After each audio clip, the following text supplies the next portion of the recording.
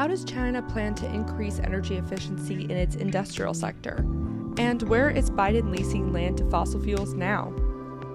Welcome to the Climate Recap from the Beckisphere Climate Corner, your go-to place for international and US-based climate news. I've missed you. I'm Becky Hogue, a science writer. Today is Tuesday, July 5th. Let's jump right into the news you need to start your day.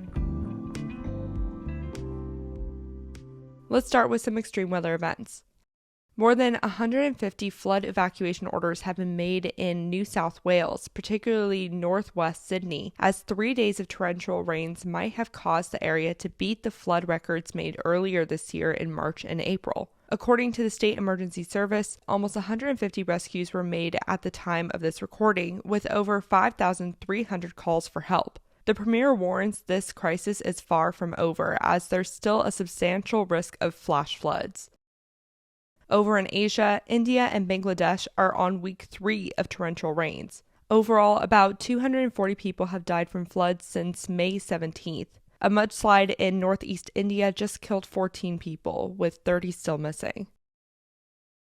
Meanwhile, in Europe, 7 people died and 13 are missing in an avalanche when part of the Marmara Glacier collapsed. Italy's prime minister has already declared this without a doubt connected to climate change. Italy has been going through a heat wave, and the glacier was reaching temperatures 10 degrees Celsius above average recently. And in the U.S., the Texan city of San Antonio had 17 days of triple-digit heat in June. Normally, they have 2 days at or above 100 degrees Fahrenheit in June, and they're back to reaching over 100-degree temperatures right now, which looks like it will continue for at least 9 days. This heat has been deadly. Last week, 53 Latin migrants were found dead in the back of a truck that reached 173 degrees Fahrenheit or 78.3 degrees Celsius. They were likely being trafficked into the country. Such a tragedy. Okay, time for a climate study. A recent DNV report looked at the present and future of hydrogen power, which it says will play a small but important role in decarbonizing hard-to-electrify sectors. It seems like biofuels and hydrogen are mainly competing for this space.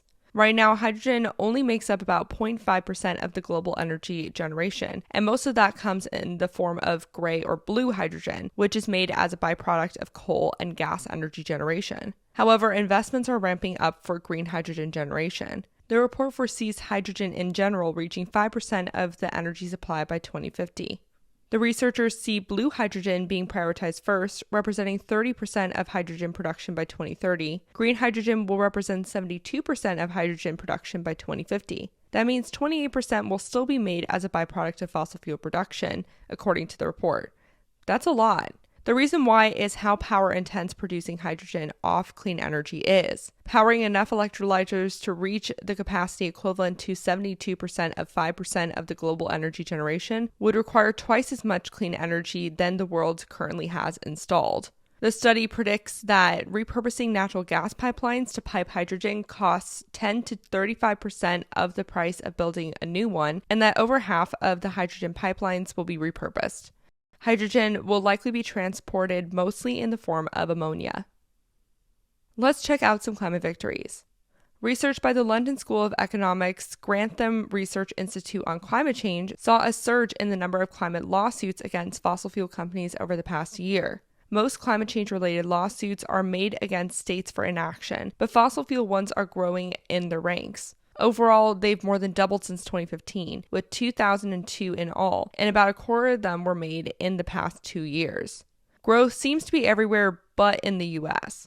Lawsuits against food and agriculture, transport, plastics, and finance companies are growing as well.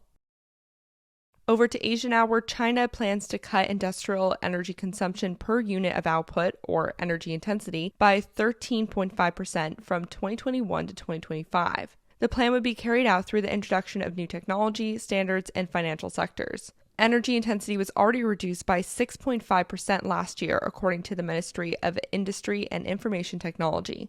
The industry sector currently accounts for 65% of overall national energy consumption, and simply improving efficiency can contribute to reducing China's overall emissions by 37% by 2050, according to the ministry. Some industries the plan will address are steel, non-ferrous metals, construction materials, and data centers. In Europe, a northern town in Sweden is undergoing a green revolution as H2 Green Steel's fossil-free steelworks project just began. This multi-billion-dollar project is trying to reduce CO2 emissions from the steelmaking process by about 90%. There's a massive effort right now to decarbonize state-run mines. Europe's first battery megafactory, called Northvolt ETT, is also located in that region, along with fossil-free fertilizer and aviation biofuel factories. This region is the jewel for Sweden's carbon neutral by 2045 goal. These factories are right next to other state-run utility and mining companies that have blackened the surrounding area in ash. They used coking coal to purify iron ore. The goal is for the factory to be run on hydrogen in the future. The government put $40 billion into the company hybrids to make that happen. Over in South America, Colombia became the first nation in the Western Hemisphere to protect 30% of its oceans, banning fishing and oil exploration in those areas.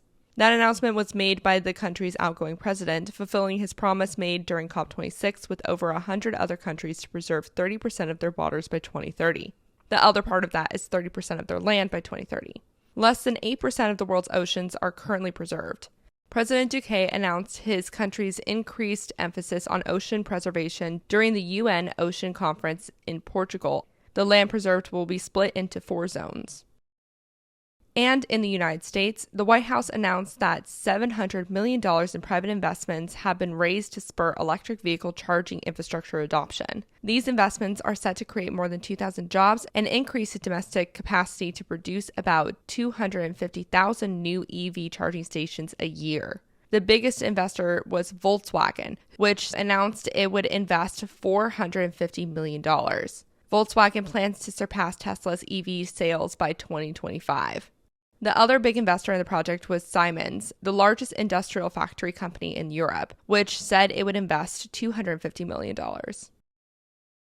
Time for some climate fails. Mexico's President Obrador cut the ribbon on the country's largest oil refinery, even though it's still under construction until 2023. The Olmeca factory is owned by the state-run oil company Pemex and has gone billions of dollars over budget. This president has been criticized for supporting the construction of new fossil fuel projects, but the president insists it's providing energy independence. In the U.S., President Biden announced a new 5-year offshore drilling plan 2 days after the ruling of West Virginia versus EPA. If you don't know about the Supreme Court case, I just did a video on that ruling and what it means for U.S. federal climate action and U.S. federal regulatory ability in general. So definitely check that out. That's why I didn't upload Friday's episode. But the bottom line is Biden's announcement was poor timing. Also, he said he'd stop drilling on public lands and waters when he was running for president. This new 5-year policy goes against his promise by allowing the Interior Department to lease up to 11 oil and gas projects in the Pacific, Atlantic, and mainly the Gulf. But it reserves the department's right to not lease any sales. It's slightly a cop-out because he's basically giving the responsibility of fulfilling his promise to the department instead of dealing with it himself. But there's a chance Secretary Deb Haaland will not lease any spots. We'll have to keep an eye on this story.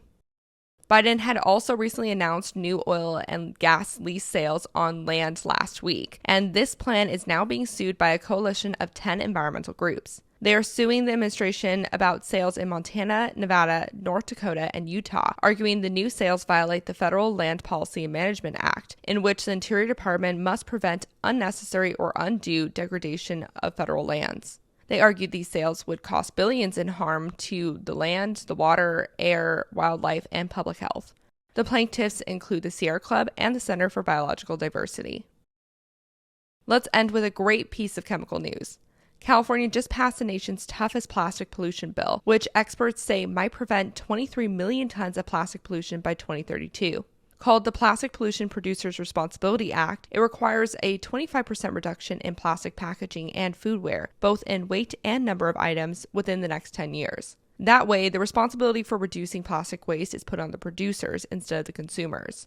The act also pledges California to achieve a 65% recycling rate for plastics by 2032 and requires all companies to make all of their single-use plastics to either be fully recyclable or compostable by that same year, and to contribute $500 million in total to a plastic mitigation fund. 60% of that will prioritize lower income and minority communities who have been disproportionately impacted by pollution. Plastic is made from fossil fuels, is produced using fossil fuels, and can combine with oil spills to make the problem worse. So those are 3 ways they're connected to climate change. And that was your climate news for Tuesday, July 5th. There's actually more climate news that happened from Friday till now that I didn't have time to cover, so check out my source list in the description box below for more.